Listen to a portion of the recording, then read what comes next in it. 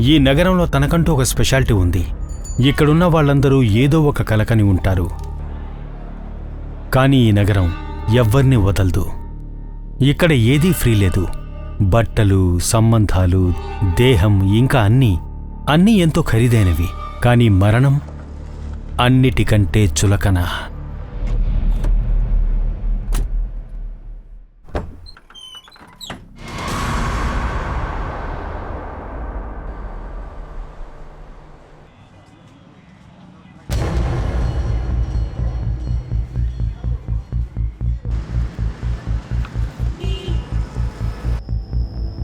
త్వరగా రా. సారీ నిలోఫర్, పొద్దునుంచి ఏమీ తినలేదు. అవును, ఎక్కడికి వెళ్తున్నావు? అభినందన్ బ్యాంక్వెట్. నిలోఫర్, ఈరోజు కీర్తి పెళ్లి కదా, ముందే చెప్పుండొచ్చు కదా, మంచి బట్టలు వేసుకొచ్చుండేవాణ్ణి. వెళ్తూ నీకోసం షేర్వాణి తీసుకుందాం. స్టూపిడ్, మనం పెళ్లికి వెళ్ళటం లేదు. నువ్వు చేస్తున్న గూఫాప్ని రెక్టిఫై చేయడానికి వెళ్తున్నావు. No excuse Jacob. Face cover లేకుండా పెళ్లి కొడుకా? అస్సలు పాసిబుల్ కాదు. No issues Keerthi. అలాగే అందరూ చాలా ఎగ్జైటెడ్గా ఉన్నారు నేను గుర్రం మీద పెళ్లి చేసుకోవడానికి వెళ్తున్నానని. గుర్తు పెట్టుకో, అది మగ కాదు, ఆడగుర్రం. వీళ్ళు మగ గుర్రాన్నే బుక్ చేశారు. నువ్వు నవ్వకబ్బా, నువ్వు వెళ్ళి జెండర్ చేంజ్ చేయి. అది ఒక నిమిషం, నా ఫ్రెండ్ నిలోఫర్ కాల్ చేస్తుంది, నేను శర్మిలిలో కలుస్తాను. హాయ్ నిలోఫర్. థ్యాంక్ గాడ్ కీర్తి, నువ్వు కాల్ తీసావు. నేను నీతో చాలా ఇంపార్టెంట్గా మాట్లాడాలి. కీర్తి, నీకు కాబోయేవాడు ఒక ఫ్రాడ్. వీడు ఇలాగే పేరులు మారుస్తూ పెళ్లి చేసుకుంటాడు. ఇన్ఫాక్ట్ వాడి టార్గెట్ రిచ్ అమ్మాయిని పెళ్లి చేసుకోవటం, తర్వాత డౌరీ తీసుకుని ప్రాపర్టీ అమ్మేసి వెళ్ళిపోతాడు. ఇదే వాడి మోడరన్ సోంపరెంటి. నాకు ఇదంతా ఇప్పుడే చెప్తున్నావా? 2 నెలల క్రితం మీ డిటెక్టివ్ ఏజెన్సీకి వాడు సరిగ్గా ఉన్నాడా లేదా, వాడి బ్యాక్గ్రౌండ్ ఏంటని మిమ్మల్ని అందరినీ కనుక్కోమని చెప్పాను కదా. కానీ ఇప్పుడు ఏం చేసావు? ఇంకా నువ్వంతా నాకు గ్రీన్ సిగ్నలే కదా ఇచ్చావు. అంతా ఓకే అన్నావు, దాని తర్వాతే నేను ఒప్పుకున్నాను. కీర్తి, వాడి వల్ల తప్పు జరిగింది. పని మాత్రమే చెప్పలేదు నిలోఫర్. నాకు అనిపించింది నువ్వు నా ఫ్రెండ్ కదా, నీకు కన్సర్న్ ఉంటుంది అని. కానీ నువ్వు దేని మీద కాన్సన్ట్రేషన్ చేయలేదు. Sorry for my foot Niloufer. నీ ఫీజుతో పాటు ఈ పెళ్లికి 15 లక్షలు ఖర్చు అయింది. వెన్యూ దగ్గర ఎంతమంది గెస్ట్లు ఉన్నారో తెలుసా? వాళ్ళందరికీ ఏం చెప్పను. అసలు నాకు జేకబ్ మీద నీ మీదే నాకు కోపం వస్తుంది. నేను దీన్ని ఎప్పటికీ మర్చిపోలేను. నిలోఫర్, నువ్వేం చెప్పొద్దు. చూసావా, నీ వల్ల నేను ఎన్ని మాటలు వింటున్నానా? ఏం చేస్తున్నావు? నువ్వు కొన్ని రోజుల వరకు నీ మొహం చూపించొద్దు.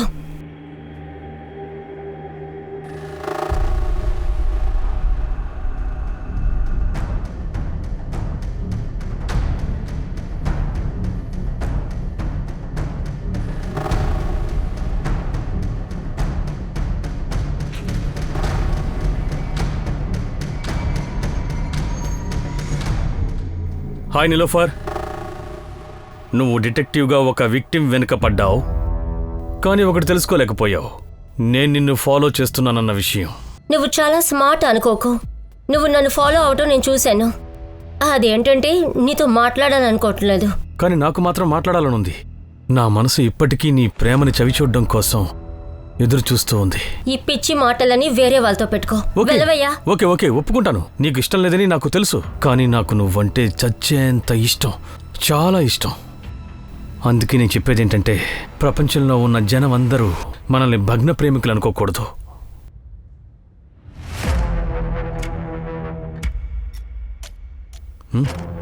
నన్ను లోపలికి పిలిస్తే బాగుంటుంది.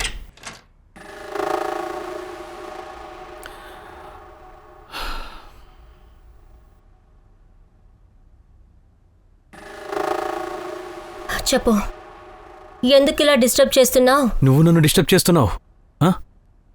ప్రేమించడం తప్ప? ముట్టుకోకుండా మాట్లాడలేవా నువ్వు? ఇక ఈ ఇన్నోసెంట్ ఫేస్ని తీసేసి ఇక్కడి నుంచి బయలుదేరు. నువ్వు ఏ ఉద్దేశంతో వచ్చావో అస్సలు ఆ విషయం జరగదు.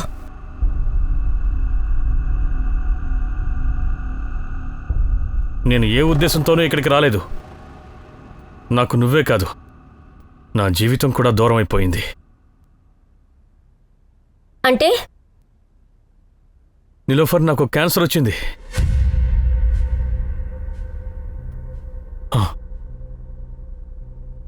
నేను చెప్పేది నిజం. నేను ఇంకా ఎంతో కాలం బతకను. చనిపోయే ముందు మన ఇద్దరి మధ్య ఉన్న మిస్అండర్స్టాండింగ్ని సరిచేసుకోవాలనుకుంటున్నాను.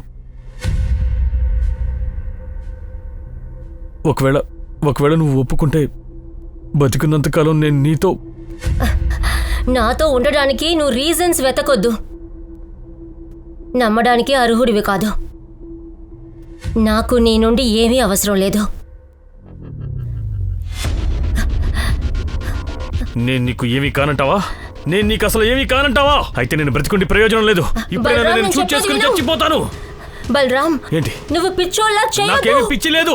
నీకు డ్రామాలాగా ఉందా? నేను ఇప్పుడే షూట్ చేసుకుని చేస్తాను. పిచ్చోళ్ళ ఆడకు బలరాం.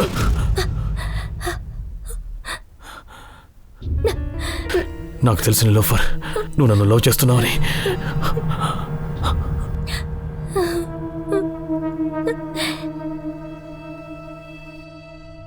కానీ నా ప్రేమ నీ నుంచి నన్ను ఎప్పటికీ దూరం చేయదు. ఆ నమ్మకం నాకుంది.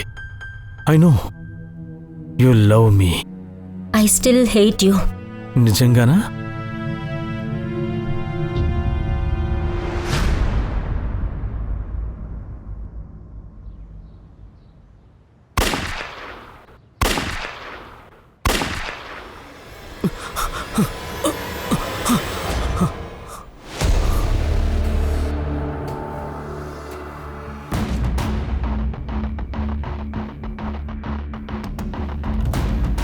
సార్, ఇక్కడ 3 gun shot sound వినపడ్డాయి sir.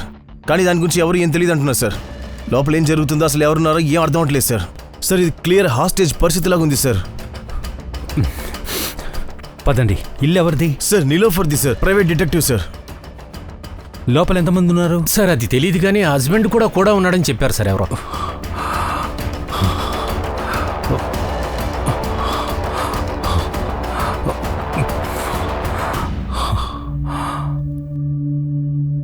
Bullet proof jacket ఎక్కడా? తెప్పించాను, కానీ యూజ్ ఉందా లేదో తెలియదు సార్. మన దగ్గర అంత టైం లేదు. Door lock పగలగొట్టాలి.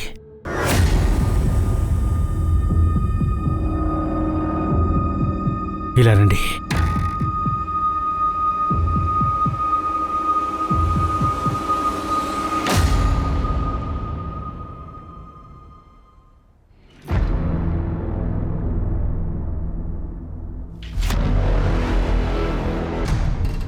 ఎక్స్క్యూజ్ మీ, వీళ్ళకి తెలిసిన వాళ్ళ చుట్టుపక్కల లేదా వాళ్ళ ఫ్రెండ్స్ ఎవరైనా తెలుసా మీకు? ఏమో నాకు తెలియదు సార్. ఏదో ఒకటి తెలిసి ఉండాలి కదా. నాకు తెలీదు.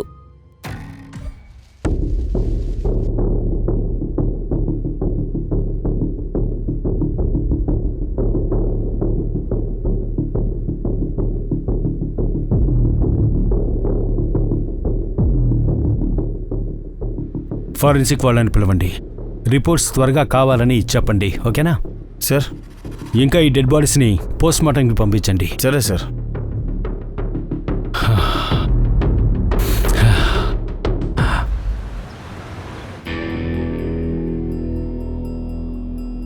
రాజీవ్ బెలూని ఫారెన్సిక్ రిపోర్ట్ ప్రకారం క్రైమ్ సీన్లో అన్నోన్ ఫింగర్ ప్రింట్స్ ఏవీ లేవు. కానీ ట్రిగర్లో ఉన్న ఫింగర్ ప్రింట్ బలరామ్ది. అంటే బలరామే నిరోఫర్ని షూట్ చేశాడు, ఇంకా దెన్ ఈ షాట్ హిమ్సెల్ఫ్. ఏం ఆలోచిస్తున్నావు? సార్, అలానే ఉంటే బలరాం చనిపోయే ముందు నా వైఫ్ని కాపాడలేకపోయానని ఎందుకంటాడు చెప్పండి. చనిపోయేవాడు అబద్ధం చెప్పడని నేను అనుకుంటున్నాను. ఇదిగో ఇక్కడే ప్రూఫ్స్ ఉన్నాయి.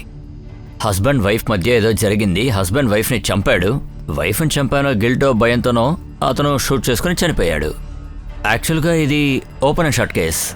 మర్డర్ వెపన్ వచ్చి ఒక పిస్టల్. అది ఎక్కడి నుంచి వచ్చిందో మనం తెలుసుకోవాలి కదా. రాజీవ్ చంపాలనుకున్నవాడు ఏమైనా చేస్తాడు. పాయింట్ని అండర్ కన్సిడరేషన్ చేసి కేస్ని క్లోజ్ చేయండి. చూడు, ఇకపై ఎనర్జీ వేస్ట్ చేయకు. ఒక పని చేయి, పోస్ట్మార్టం అయిన తర్వాత వాళ్ళకి సంబంధించిన వాళ్ళని వెతికి వాళ్ళకి హ్యాండ్ అవుట్ చేయి.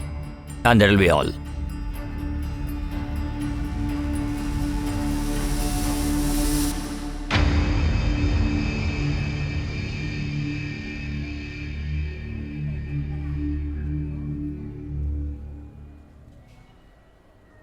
సార్, నీలోఫర్ ఇంట్లో ఎలాంటి ఎంట్రీ ఎగ్జిట్ ప్రూఫ్ దొరకలేదు. నిలోఫర్ ఇంకా బలరాం తప్ప ఎవరు చూడలేదని చెప్పారు సార్. నీలోఫర్ బలరాం వాళ్ళ బంధువులకి తెలుసా? లేదు సార్, మాకు తెలిసింది ఏంటంటే నిలోఫర్ ఒక ఎన్ఆర్ఐ అని చెప్పారు. ఇండియాలో తనకి రిలేటివ్స్ లేరంట. కానీ అతనికి ఇక్కడ ఒక డిటెక్టివ్ ఏజెన్సీ ఉంది. తన అసిస్టెంట్ గోల్డీ కూడా ఇక్కడే ఉన్నాడు. అయితే బలరాం అక్కడ వాళ్ళకి బలరాము 1 సంవత్సరం నుంచే తెలుసంట. ఎందుకంటే వాళ్ళిద్దరికి పెళ్ళి అయ్యి 1 year అవుతుంది. ఆ నిలోఫర్ ఇంట్లోనే తను ఆవిడ ఉంటున్నారంట. లోకల్ పోలీస్ మిగిలినవి చూసుకుంటారు సార్. సరే పద, మన పని చూసుకుందాం మనం. వస్తాను సార్. ఈ బలరాం మాటలు నాకు గుర్తుకొస్తూనే ఉన్నాయి. మనం నీలోఫర్ ఇంటికి వెళ్లే ముందు ఏం జరిగింది అనేది నేను తెలుసుకోవాలి. మనం నీలోఫర్ ఇంకా బలరాం గురించి తెలుసుకోవాలి. వేరే ఏదైనా తెలియొచ్చేమో. ఆ అసిస్టెంట్ పేరేంటి? గోల్డీ. నీలోఫర్ దగ్గర ఎప్పటి నుంచి పనిచేస్తున్నావు? సార్ 5 years నుండి. నీలోఫర్ ఎన్ఆర్ఐ అని విన్నాను. సార్ అమెరికా నుండి. యాక్చువల్గా తనక్కడ ఒక డిటెక్టివ్తో పని చేస్తుండేది. తన పేరెంట్స్ చనిపోయాక ఇండియాకు వచ్చేసింది సార్. తనొక ఏజెన్సీ ఓపెన్ చేసింది. ఇంకా బలరాం అతని గురించి తెలుసా? సార్ బలరాం ఒక కేర్ ఫ్రీ మ్యాన్. ఆయన స్వయం హిప్పీ అని చెప్పుకునేవారు. అలాంటి వాళ్ళకి ఒక చోటు ఉంటుంది కదా, వాళ్ళ ఊరేది? సార్ హర్యానాలో ఏదో ఊరు సార్. ఇంకా ఏం పని చేసేవారు? మా ఏజెన్సీలోనే పనిచేసేవాడు సార్. అంటే బలరాం డిటెక్టివా? సార్ తను NRPFలో పనిచేస్తుండేవాడు. యాక్చువల్లీ నీలోఫర్ మేడం బిజినెస్ని ఎక్స్పెండ్ చేయాలనుకుంది. బాధ్యతగా పనిచేసే వాళ్ళు కావాలని తను వెతికింది సార్. తనకి ఎక్స్ సర్వీస్ కంటే బెస్ట్ ఎవరూ లేరు. అందుకే తను బలరాం సార్ని అపాయింట్ చేసుకుంది. కానీ నేను నీకు ఇచ్చిన ఇన్స్ట్రక్షన్స్ ఏంటి? వాడిని ఫాలో చేయమని కదా. నువ్వు వాడితోనే గొడవ పెట్టుకొని వచ్చావా? అరే నేను జోషి కార్ని ఫాలో అయ్యే వెళ్ళాను. తను హఠాత్తుగా బ్రేక్ వేశాడు, నా బైక్ వెళ్ళి గుద్దుకుంది. బ్యాక్లైట్ విరిగిపోయినందుకే నన్ను చంప మీద కొట్టాడు. ఏం చేయమంటావు? నా క్లయింట్ తన వెనక ఉన్నాడని నీ ఫూలిష్నెస్ వల్ల మొత్తం తెలిసిపోయింది. ఇప్పుడు పని మానేసేయి. బౌన్సర్ పని వెతుకొని వెళ్ళు. నువ్వు దానికే పనికొస్తావు. అప్పుడే తన ప్రొఫెషనల్ అసోసియేషన్ పూర్తయింది. కానీ సార్ ఇంత జరిగినా గానీ వాళ్ళిద్దరూ ప్రేమించుకున్నారు సార్. లాస్ట్ ఇయర్ పెళ్లి కూడా చేసుకున్నారు. బలరాం నీలోఫర్ని చంపగలడు అని అంటావా నువ్వు? అలాంటి అవకాశమే లేదు సార్. అయితే ఎవరు చంపుండొచ్చు? కీర్తి, నీకు కాబోయేవాడు ఒక ఫ్రాడ్. జేకబ్ కంటే ఎక్కువ నీ మీదే కోపం వస్తుంది. నేను దీన్ని ఎప్పటికీ మర్చిపోను.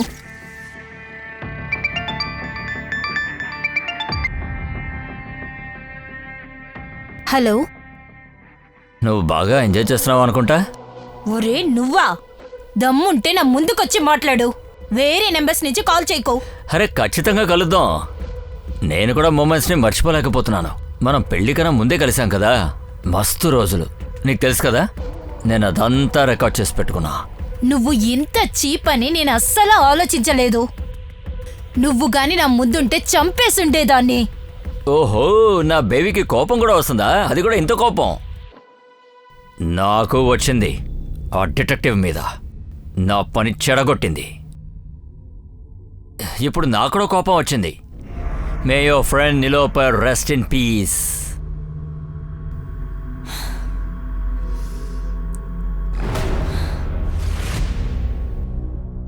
ఏమైంది డాక్టర్, అర్జెంట్ అని చెప్పారు? అవును, ఈ మార్క్ చూడండి. నీలోఫర్ బ్లడ్లో డ్రగ్ కలిసి ఉంది. నీలోఫర్ అన్కాన్షియస్గా ఉండటంతో వాళ్ళు చాలా ఈజీగా తన్ని రేప్ చేసున్నారు. ఈ రేపిస్ట్ డిఎన్ఏ బలరాం డిఎన్ఏతో మ్యాచ్ అవుతుందా? నీలోఫర్ బాడీ మీద రేపిస్ట్ డిఎన్ఎస్ఏ లేదు. మేబీ ఆ రేపిస్ట్ కాండమ్ యూజ్ చేసి ఉండొచ్చు. సార్ నీలోఫర్ ఇంట్లో డ్రగ్స్ దొరకలేదు, సిరంజ్ దొరకలేదు. మరి బలరామే అంతా చేసుంటాడా? ఈ కేసులో మనకు తెలిసిన కొత్త డెవలప్మెంట్ ఏంటంటే బలరాం తన భార్యకు డ్రగ్ ఇచ్చి అన్కాన్షియస్ చేశాడు. సరే, వేరే ఎవరో నీలోఫర్ని రేప్ చేశారని మనం కన్సిడర్ చేద్దాం, ఓకే? ఎందుకంటే బలరామే ఈ పని చేశాడని మాకు కన్ఫర్మేషన్ లేదు. బలరామే నీలోఫర్ని చంపాడనడానికి కూడా ఆధారాలు లేనేలేవు. చనిపోయే ముందు తన భార్యను కాపాడలేకపోయాను అని చెప్పుకునే ఒక వ్యక్తి తన భార్యను ఎందుకు చంపుతాడు? ఒక పాయింట్లో వాళ్ళిద్దరు తప్ప వాళ్ళింట్లో ఇంకెవరో ఉన్నారని మనం అనుకుందాం. అయితే ఆ బలరాం ఆ మూడో వ్యక్తి గురించి మనకి ఏమీ చెప్పకుండా ఎలా సూసైడ్ చేసుకున్నాడు చెప్పు? కిల్లర్ యాంగిల్లో ఆలోచిస్తే కూడా నీలోఫర్ని వాడు రేప్ చేసి మర్డర్ చేసినా కూడా ఐ విట్నెస్ బలరాంని ఎందుకు వదిలేశాడు? అందుకే నేను బలరాంని రూల్ అవుట్ చేయట్లేదు. బలరాం తప్ప వేరే క్రిమినల్స్ ఉండే ఛాన్సెస్ కూడా చాలా ఉన్నాయి కదా అంటున్నాను. You're right Rajat. మనం ఈ కేసుని ఇన్వెస్టిగేట్ చేయాలి. You have a free hold, go head. ఈ కాయిన్ని మనం ఇలా చూస్తే మనకు ఒకవైపే కనిపిస్తుంది, కానీ ఈ కేసులో కాయిన్ తనకు రెండో వైపు ఉందని చెప్తోంది. అంటే ఏంటి సార్? అంటే రస్తోగి గారు, బలరాం ఇంకా నీలోఫర్ పర్సనల్ లైఫ్ని మనం చెక్ చేయాలి. చూద్దాం ఈ కేసుకి కళాకారుడు బలరామా లేదా వేరే ఎవరైనా ఉన్నారా, వాళ్ళ గురించి మనం తెలుసుకోవాల్సింది. జీవితం అనే ఒక పెద్ద ప్రయాణం. ప్రతి మనిషికి ఒక పుస్తకం రాస్తుంది.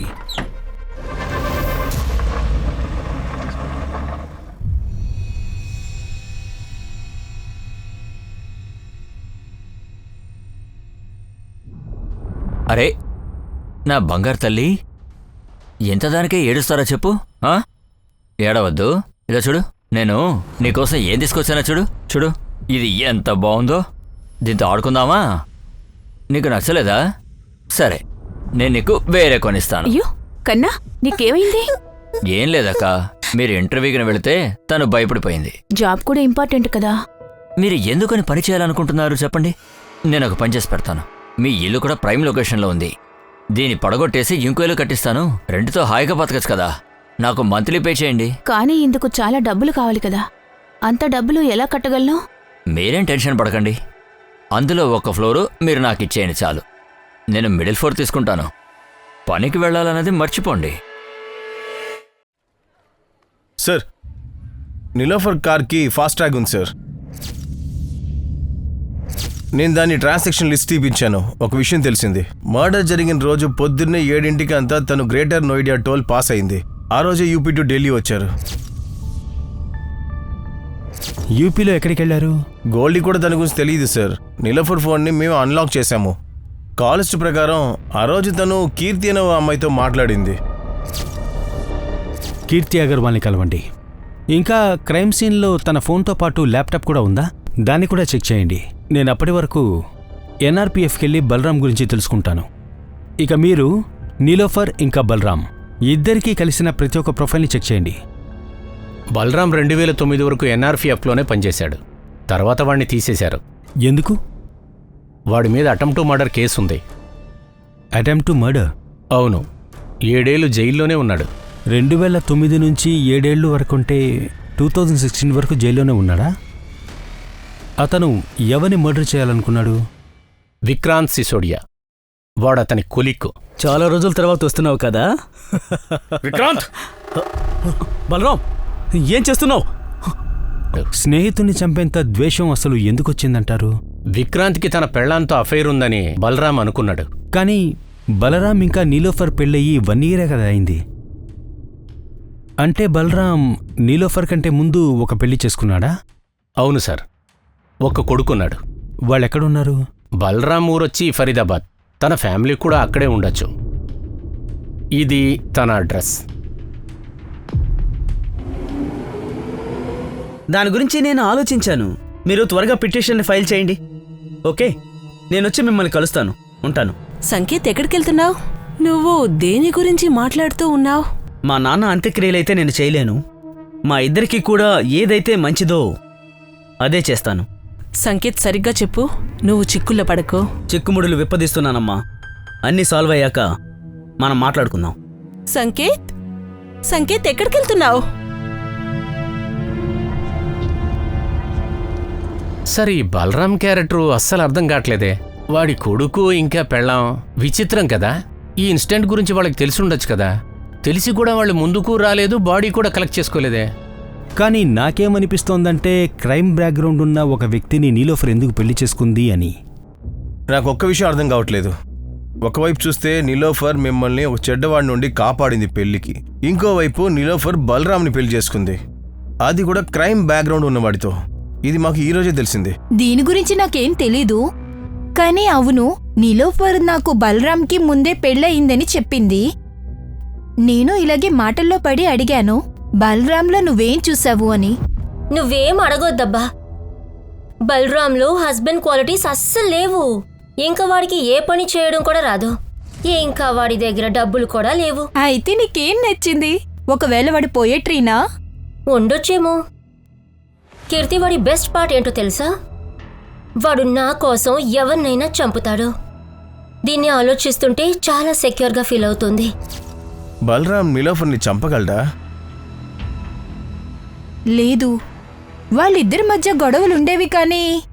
కానీ ఇద్దరు బాగా లవ్ చేసుకునేవారు. నీలోఫర్ నీకు ఎప్పుడైనా హింట్ ఇచ్చిందా? అంటే ఎవరైనా ఫాలో చేస్తున్నట్టు, అనుమానం ఉన్నట్టు? లేదు, అలాంటిదేమీ ఎప్పుడు చెప్పలేదు. కానీ ఆ రోజు నీలోఫర్ గోల్డీని బాగా తిట్టింది. ఎందుకంటే జేకబ్ బ్యాక్గ్రౌండ్ చాలా తప్పుగా కనుక్కున్నాడు అని.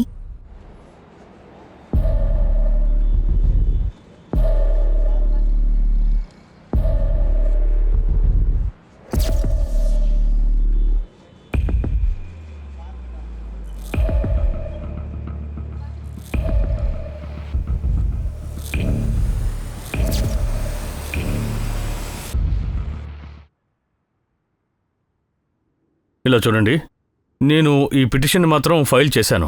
అదేంటంటే బలరాం సైని డిఎన్ఏతో నీ డిఎన్ఏని మ్యాచ్ చేయడానికి అవకాశం ఇవ్వమని. కానీ నువ్వు అలా ఎందుకు చేయాలనుకుంటున్నావు? ఎందుకంటే మా అమ్మ ఒక మోసం చేసింది అనుకున్నాడు. అసలు నేను తన కొడుకుని కాదనుకున్నాడు. కానీ నువ్వు ఇలా చేయడం వల్ల నీకు నువ్వే గొయ్యి తవ్వుకుంటున్నావు.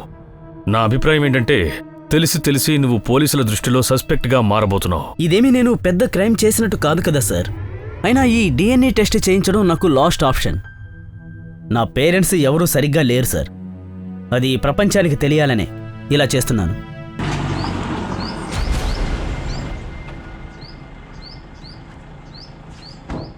మాకసలేమీ అర్థం అవడం లేదు. నీలోఫర్ని రేప్ చేసి మర్డర్ చేసింది బలరాం అవునా కాదా అని బలరాం గురించి తెలుసుకోవడానికి ఇక్కడికి వచ్చాను. ఇలా చూడండి, మీకోసం బలరాం ఒక ప్రాణం తీయడం కోసం వెళ్ళాడని మాకు తెలిసింది. దానికి కారణం ఏంటంటే మీకు నాకు ఎవరితో ఏ సంబంధం లేదు. కానీ ఆ బలరాం వాడొక కోపిష్టి మనిషి. వాడికి కోపం వచ్చినప్పుడల్లా నన్ను కొట్టేవాడు. ఇంత జరిగా కూడా వాడు జైలు నుంచి వచ్చేటప్పుడు వాడిని బాగా చేయాలని నేను కోరుకున్నాను. కానీ వాడు నన్నెప్పుడు అర్థం చేసుకోలేదు.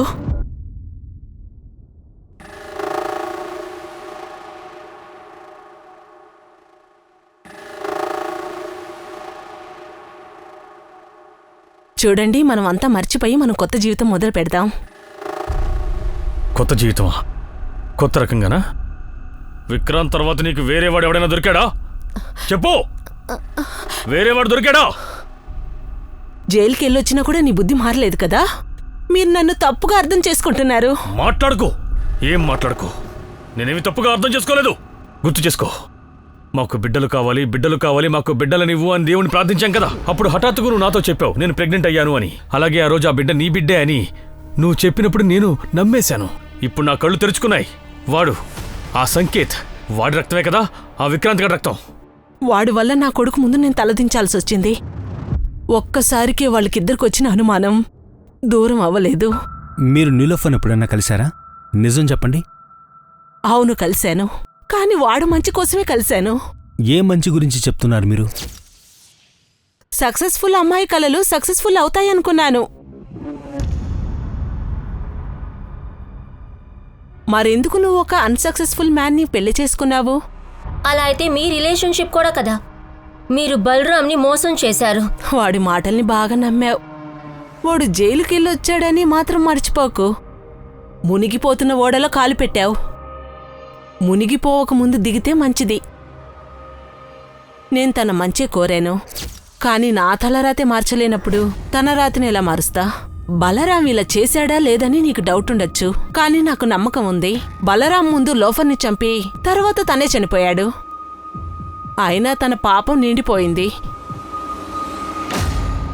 ఎలా ఉంది కనక్? బాగుంది కదా? సరే, ఇప్పుడు నువ్వు వెళ్ళి దీన్ని వేసుకునిరా. వెళ్ళు. ఏంటక్కా, కలాకీకి కొత్త డ్రెస్? ఢిల్లీలో ఇచ్చిన ఇంటర్వ్యూ పాస్ అయిపోయారనుకుంటాను. ఆ జబ్బైతే పోయింది, కానీ కోడియాగంజ్లో ఒక జాబ్ అయితే దొరికింది.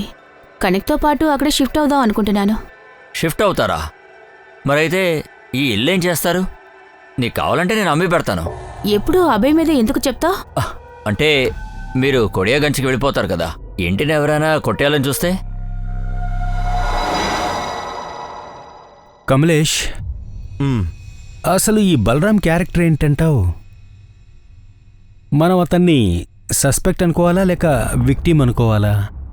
అర్థం కావట్లా. సరే, మూడో వ్యక్తి గురించి ఏమైనా తెలిసిందా?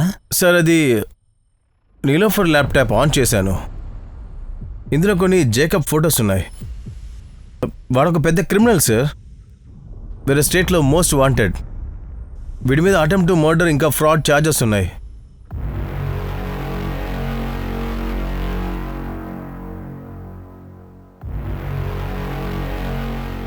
నీలోఫర్ వీడిని ఎక్స్పోజ్ చేసింది కదా? అవును సార్. వీడే పని చేస్తుంటాడా? ఈ ఫొటోస్ చూడు, ఇవి ఏ ఫొటోస్? ఒక నిమిషం. ఈ ఫోటోలో యూపీ అని రాస్తుంది. ఈ ఫోటో యూపీలో ఏదో ఒక ఏరియాలో తీసింది. మర్డర్ అయిన రోజు నీలోఫర్ యూపీ నుంచి ఢిల్లీకి వచ్చింది.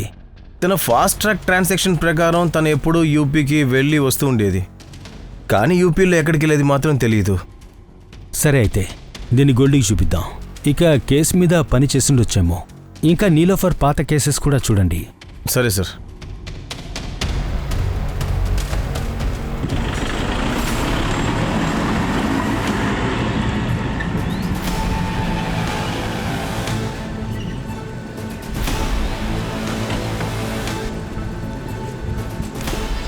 నువ్వు అక్కడ తెలివేనవడవా?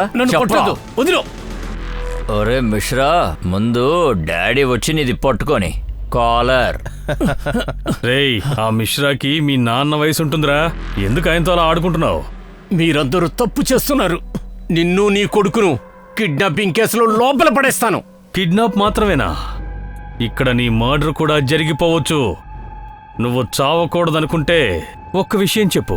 ఈసారి రోడ్ కాంట్రాక్ట్ టెండర్ నీకు ఎలా వచ్చింది? మా టెండర్లో మేమిచ్చిన కొటేషన్ కంటే సరిగ్గా ₹1 తక్కువ నువ్వు టెండర్ వేశావు.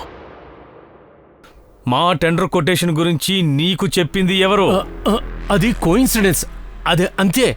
కోఇన్సిడెన్సా ఇంకేమైనానో? నేను చెప్పేది జాగ్రత్తగా విను. నువ్వు అథారిటీస్ దగ్గరికి వెళ్ళి వాళ్లతో ఈసారి టెండర్ నాకు వద్దు అని చెప్పాలి.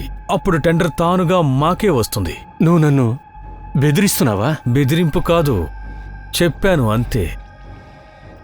కొడియాగంజ్లో అందరికన్నా పెద్ద చేప విజేంద్ర అవస్థి.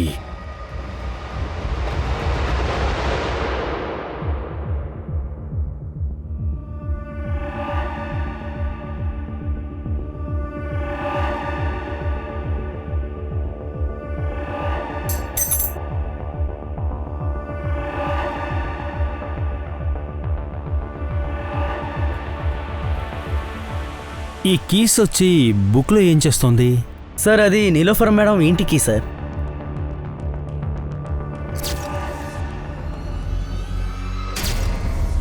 నీలోఫర్ చనిపోయే రోజు నిన్ను బాగా తిట్టింది కదా? జేకబ్ బ్యాక్గ్రౌండ్ చెక్ చేయడంలో నువ్వు తప్పు చేశావని మాకిది కీర్తి చెప్పింది. ఇంకా నీలోఫర్ మర్డర్ రోజు ఎలాంటి కోడ్స్, ఎంట్రీ, ఎగ్జిట్ దొరకలేదు మాకు. అంటే కిల్లర్ లోపలికి వెళ్ళడానికి ఇలాంటి కీస్నే యూజ్ చేసిన పాజిబిలిటీస్ చాలా ఉన్నాయి. అన్నిటికంటే ముఖ్యమైన పాజిబిలిటీ ఏంటంటే ఇలాంటి కీనే యూజ్ చేసి లోపలికి వెళ్ళే అవకాశాలు ఉన్నాయి. అదే నువ్వై ఉండాలి. సార్ మీరు అసలు ఏమంటున్నారు? ఈ కీని నేనే యూజ్ చేస్తుంటే మీకు దొరికేలా ఎందుకు పెడతాను? సార్ ముందు మీరు ఈ కేసు ద్వారా ఇన్వెస్టిగేషన్ చేసి ఈ కేసుని నేనే చేయించానని చెప్పండి, అప్పుడు నేనే క్లియర్ చేస్తాను. కీస్ నువ్వు చేయించావా? గోల్డీ ఇంటి కీస్ పోగొట్టుకున్నా. ఆ కీస్ తీసే వాళ్ళని ఇంటికి రప్పిస్తావా ప్లీజ్? చూడండి సార్, అందుకనే నీలోఫర్ మేడం 2 కేసు చేయించారు. దీన్ని ఇక్కడ ఎమర్జెన్సీ కోసం పెట్టారు. ఇంకా సార్ కీర్తి మేడం విషయానికి వస్తే నేను ఆల్రెడీ నీలోఫర్ మేడంకి సారీ చెప్పేశాను సార్. అయినా దీనికోసం నేనెందుకు మర్డర్ చేస్తాను? సరే అయితే చెప్పు. నీలోఫర్ అప్పుడప్పుడు ఉత్తరప్రదేశ్కి వెళ్ళేదని మాకు తెలిసొచ్చింది. అక్కడ ఏదైనా కేసు మీద పనిచేసిందా? సార్ ఒక్క నిమిషం. సార్ నీలోఫర్ నాకు ఈ చెక్ని బ్యాంకులో డిపాజిట్ చేయమని ఇచ్చారు. ఇది యూపీలో బింజోర్ అనే ఒక బ్రాంచెస్ సార్. హరీష్ చౌదరి.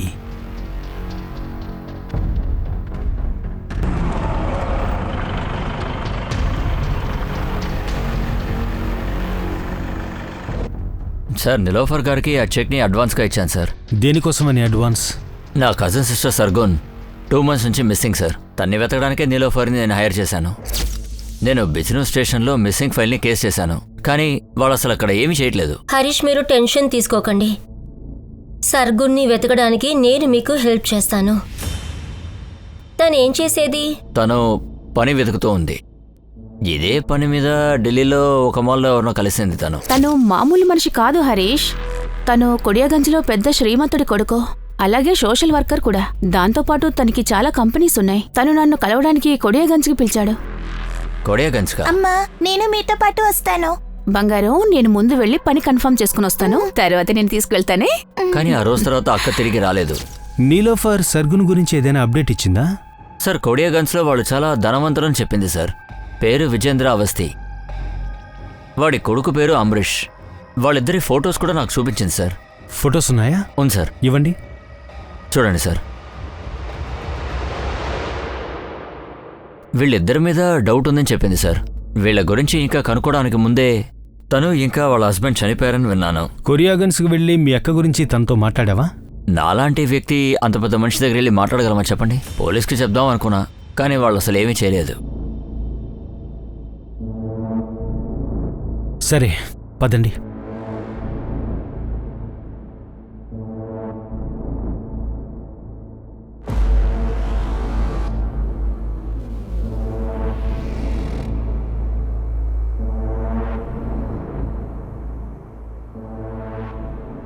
ఏ డిటెక్టివ్ ఇన్స్పెక్టర్?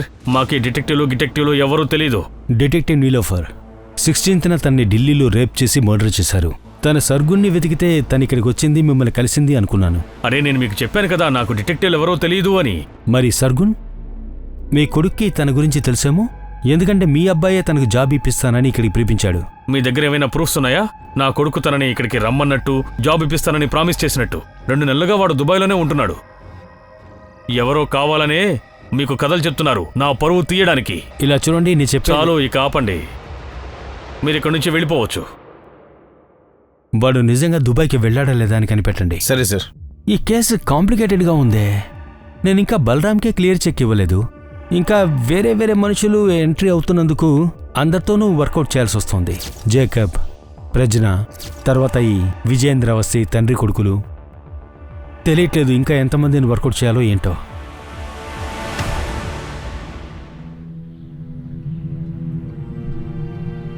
అన్నం వడ్డించినా? నాకు చేతులున్నాయి, నేనే పెట్టుకుంటాను. రేపటి నుంచి నువ్వే వంట చేసుకో. అరే, ఎన్నిసార్లు చెప్పాలి? నీకు అర్థం కాలేదా? ఇక చాలు, మాట్లాడొద్దు. ఇప్పుడు మొత్తం బయట పడుతుంది.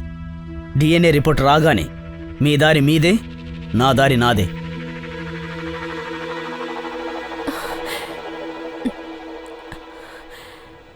సార్, వాళ్ళిద్దరూ ఎస్పీకి ఫ్రెండ్స్ అంట సార్. ఆ సర్గున్ కేసుని ఫైల్ చేసింది కూడా వాళ్ళే సార్. తన కొడుకు అమరీష్ అవస్థే. సర్గున్ మిస్ అయిన ఆ టైంలోనే తన కొడుకు దుబాయ్కి వెళ్ళాడు. అయితే సర్గుణ్ణి మిస్ చేసింది వీళ్ళిద్దరా? అందుకే వాళ్ళని నీలోఫర్ ఇన్వెస్టిగేట్ చేసింది. తనకు కూడా ఇలాగే అయిండొచ్చేమో. నీలోఫర్ని మరి వీళ్ళే చంపుంటే సర్గున్ 3 నెలల నుంచి ఎక్కడ మిస్ అయి ఉంటాడు? తను మిస్ అయిందో లేదో తనకు. సరే, సర్గున్ మిస్ అయిన రోజు దొరికిన అన్ని ఐడెంటిఫైడ్ బాడీస్ని పూర్తిగా ఆరా తీయండి.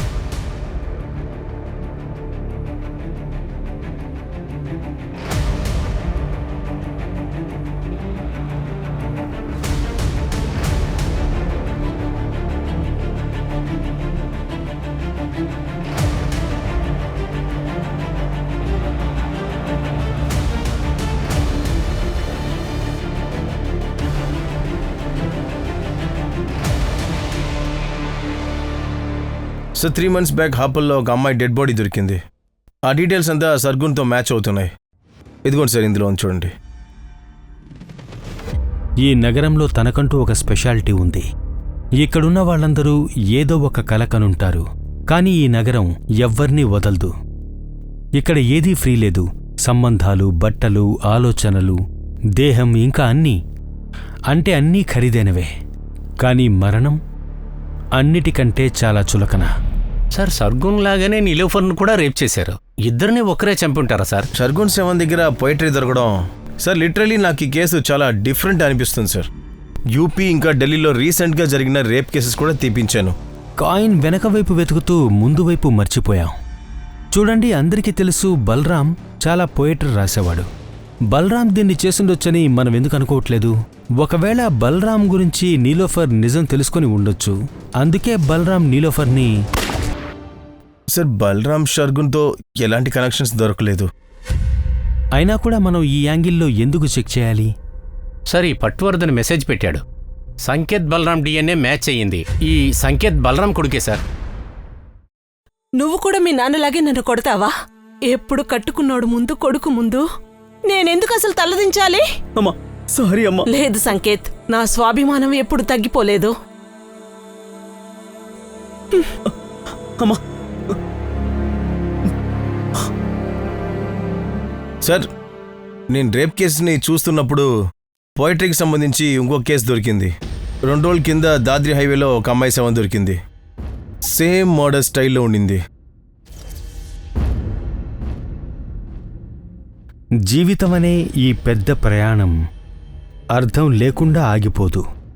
అందరం కలిసి కొత్తగా మొదలు పెడదాం.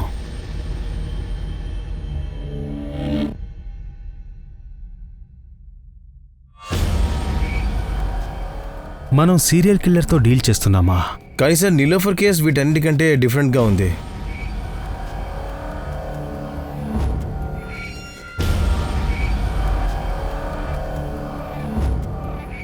ఈ సర్గున్ అనే అమ్మాయి శవం హాపూర్లో దొరికింది. ఇక ఈ అమ్మాయి శవం మనకు దాద్రిలో దొరికింది. దాద్రి ఇంకా హాపూర్ రెండిటికి డిస్టెన్స్ 50 కిలోమీటర్ ఉంది. ఇంకా నీలోఫర్ ఎప్పుడు గ్రేటర్ నోయిడాని పాస్ అయ్యేది. ఇక ఈ రూట్ వచ్చి హాపూర్ నుంచి ఈ ఏరియాలో కలుస్తోంది. జరిగిన క్రైమ్స్ అన్నీ ఈ ఏరియాలోనే జరిగాయి. ఆ క్రిమినల్ ఈ ఏరియా వాడే అయిండొచ్చు. ఇంకా నీలోఫర్ ఇన్వెస్టిగేషన్ కూడా ఈ ఏరియాలోనే ఉంది. సార్, ఈ దాత్రి పోలీస్ దగ్గర ఈ కేసు లీడ్ ఉంది సార్. క్రైమ్ సీన్ దగ్గర అనుమానాస్పదంగా ఉన్న క్యాబ్ని చూశారంట. కానీ ఇప్పటివరకు ఆ క్యాబ్ గురించి ఎటువంటి ఇన్ఫర్మేషన్ లేదు. సార్ క్యాబ్ వెతకడం అంటే సముద్రంలో సూది వెతికినట్లే. కానీ అది తప్ప మనకు ఆప్షన్ లేదు. ఓకే, ఒక పని చేయండి. ఆ ఏరియా లోకల్ ఇంకా అవుట్ సైడ్ క్యాబ్ ప్రొవైడర్ని చెక్ చేయండి. ప్రైవేట్ క్యాబ్ హోల్డర్స్, వాళ్ళ డ్రైవర్స్, కస్టమర్స్ అందరినీ చెక్ చేయండి. ఓకేనా? సరే, ఈ కిల్లర్ కవితలు రాస్తాడు. వాడి ట్రైల్స్ అంతా మనం రికార్డ్ చేయాలి.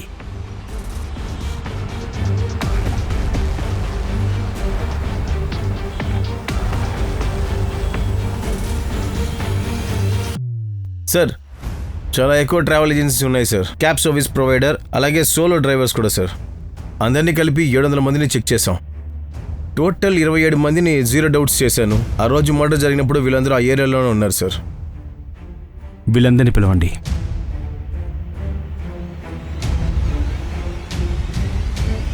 స్పార్క్కి నువ్వు ఆఫర్లో ఉన్నావా? అవును సార్. ఈ అమ్మాయిని క్యాబ్ ఎక్కిందా? సార్, నా క్యాబ్లో చాలామంది వస్తూ ఉంటారు. అందరి మొహాలు ఎలా గుర్తుంటాయి చెప్పండి. దాద్రూలో నువ్వు రాత్రి ఎక్కడున్నావు? సార్ నేను ఎప్పుడూ దాద్రూలో టాయ్ ఫ్యాక్టరీకి వెళుతూ ఉంటాను సార్. ఎందుకు? నీ క్యాబ్కి రోజు అదే ప్యాసింజర్ ఉంటారా? ప్యాసింజర్? సార్ క్యాబ్ నాది కాదు, నేను క్యాబ్ హైర్ చేస్తుంటాను. సరే, అయితే బాగా పోయిటరీ రాసే క్యాబ్ డ్రైవర్ నీకేమైనా తెలుసా? సార్ అటువంటి వాళ్ళెవరూ నాకు గుర్తు రావట్లేదే. ఓకే, నువ్వు వెళ్ళు. సార్ ఒక విషయం, నాకు ఒక క్యాబ్ డ్రైవర్ గుర్తొస్తున్నాడు. ఎందుకంటే వాడి మ్యూజిక్ సిస్టంలో గజల్స్ నేను విన్నాను. గజల్సా? వాడు దాన్ని ఇంగ్లీష్లో చెప్పడానికి ట్రై చేశాడు, అందుకే నాకు గుర్తున్నాడు. సార్ ఇంకా వాడు MBA చేశానని చెప్పాడు. సార్ ఇందులో ఉన్నాడేమో చూడండి. వీళ్లలోనే ఎవరో ఒకరు ఉంటారు. సార్ వీడేవాడు. వీడా? అవును సార్, ఇతనే. చమన్ లాల్. సార్ నేను వీడిని 2 గంటల ముందు కలిశాను సార్.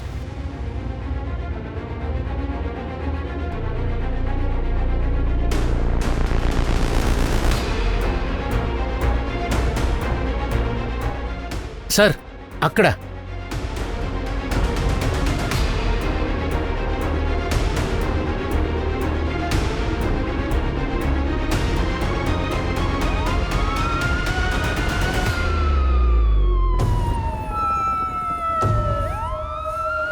హలో, ఆపర్ రోడ్కి వెంటనే బ్యాకప్ పంపండి.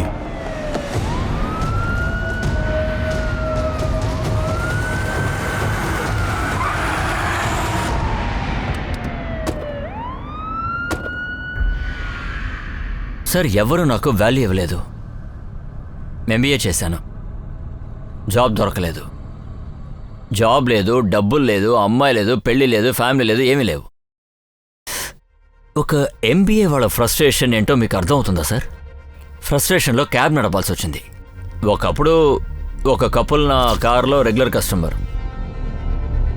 వాళ్ళిద్దరూ ఒకరికొకరు చాలా దగ్గరగా అంటుకుంటూ నన్ను మండించేవాళ్ళు. అంతే, నేను ఒకరోజు హిడెన్ కెమెరా పెట్టాను. ఆ వీడియో పెట్టుకున్న అమ్మాయిని బ్లాక్మెయిల్ చేశాను. తను ఎంత ఇవ్వడానికైనా రెడీ అయిపోయింది. కానీ నేను తన్ని ఏమడిగానో తెలుసా?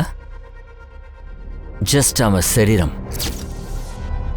అప్పటి నుంచి నేను అమ్మాయిలకి అడిక్ట్ అయిపోయాను. సర్గున్కేం చెప్పావు నువ్వు విజేంద్ర అవస్థి కొడుకువనా? సార్, వాళ్ళు మా ఊళ్ళో ల్యాండ్ లార్డ్ సార్. సర్గున్తో మామూలుగా ఫ్రెండ్షిప్ అయింది. తన్ని ఇంప్రెస్ చేయడానికి అలా చెప్పానంతే. జాబ్ అని ప్రామిస్ చేసి మరుసటి రోజు తనతో. తర్వాత నాకు తెలిసి వచ్చింది ఆ నిలోఫర్ సర్గుంజ్ని వెతుక్కుంటూ కోడియాగంజ్కి వచ్చేసింది. ఎక్స్క్యూజ్ మీ, చెప్పండి. మీకు విజేంద్ర అవస్థి గారి ఇల్లు తెలుసా? ఇక్కడే దగ్గరే, రండి నేను తీసుకెళ్తాను, పదండి. అది సరే కానీ మీకు విజేంద్ర అవస్థి గారితో పనే ఉంది? విజేంద్ర వాళ్ళ కొడుకు నా ఫ్రెండ్కి ఫ్రెండ్. నాకు కాస్త పనుంది. ఆ నిలోఫర్ని చూడగానే నాకు లోపల నుంచి ఏదోలా ఫీల్ అయింది. తన్ని ఫాలో అయ్యాను. తను ఫాలో అయిన తర్వాత తెలిసింది తను ఒక డిటెక్టివ్ అని. అంతే సార్, నాకు ఇంకా కావాలనిపించింది. అంటే నాకు ఈసారి ఒక మంచి హంట్ దొరికింది. ఒకరోజు తను ఒక కెఫేలో తన టేబుల్ మీద కీ మర్చిపోయింది. నేను అది తీసుకున్నాను. తను ఒకతే ఉండేది. అయితే నేను తనని తన ఇంట్లోనే హంటింగ్ చేద్దాం అనుకున్నాను. తను లేనప్పుడు తన ఇంటికి వెళ్ళాను. కానీ తను తన హస్బెండ్తో వచ్చింది.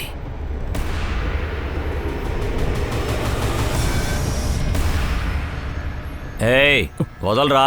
ఎవరు? త్వరగా ఇట్రా. ఇటో. ఎవరు? రా. నిలోఫర్ ఎవరు ఇతను? ఏయ్, నిలరా, నిలరా. రాకపోతే చంపేస్తాను. ఇలా చూడు నువ్వు. నిలరా. నువ్వేం చేస్తున్నావు? విడి చేతుల్ని కట్టేయ్. కట్టు, లేకపోతే చంపేస్తాను. సరే, కడుతున్నా. ఏం చేస్తున్నావు? త్వరగా కట్టు. నీకు ఇప్పుడు ఏం కావాలి? వాడికి క్యాన్సర్ ఉందని కూడా నేను విన్నాను. చనిపోయేవాడు కదా సార్. బాధేసి వదిలేశాను.